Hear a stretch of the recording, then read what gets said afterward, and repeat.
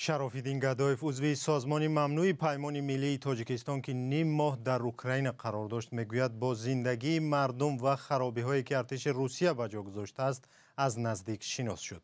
این عضو پیمان ملی تاجیکستان که در اروپا زندگی میکند گفت با نشر خلاصه سفرش در شبکه‌های اجتماعی به تاجیکان پیام داد که از طرف روسیه در این جنگ اشتراک نکنند. ساعت پیش از برنامه با شرافیدین گدایف صحبت داشتم و او درباره هدف‌های سفرش پرسیدم. از شهروندان ما می‌بینیم که در جنگ اوکراین از جانب روسیه سفربر کرده می‌شوند و موبیلیزاسیا و دیگر قانون‌هایی رو که برای شهروندان ما ضرورت است آنها رو بفهمانیم از موبیلیزاسیا دست بکشند و به اوکراین به جنگ نروند. هدف ما این است. من از شهرهای ادسا، خارکوف و کیف و شهرهای بوچا، ایرپین، گاستومل و برادیانکا دیدن کردم و در این شهرها بر علا دیده می شود که روسیه در این شهرها از تاکتیک‌های تروریسم استفاده بوده است. چون با استفاده یراق وزمین بر ضد مردم آسایشته، خراب ساختن بیناهای استقامتی مردم و کشته شدن مردم در راه‌ها که با اتومبیل‌های شخصی خود از جنگ فرار می‌کردند آنها را من دیدم.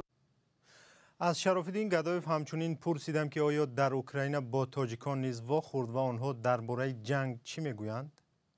بله، من با تاجیکانی که در مقیم اوکراین هستند با آنها صحبت داشتم و همه آنها از برد و باش در کشور اوکراین راضی هستند و تا امروز هیچ تغییری یا اینکه هیچ حقوق آنها در اونجا محدود یا که دغلانه ویران کرده نشدگی هستند و آنها در مورد مقایسه که زندگی در روسیه خوب است یا در اوکراین آنها گفتند که بهتر و خوبتر هزاران بار در اوکراین زندگی آنها خوب است، چون در روسیه مردم تاجیک را بیشتر تحقیر میکنند. تاجیکانی که در کشور اوکراین بودند یک مقدارش بیرون رفتن و دیگر برنگشتند و یک مقداری آنها دوباره برگشتند چون یک دلبستگی با اوکراین دارند و تاجیک‌های نیز هستند که در صف قواهای مسلح کشور اوکراین بر ضد روسیه می‌جنگند چون آنها شهروند اوکراین هستند.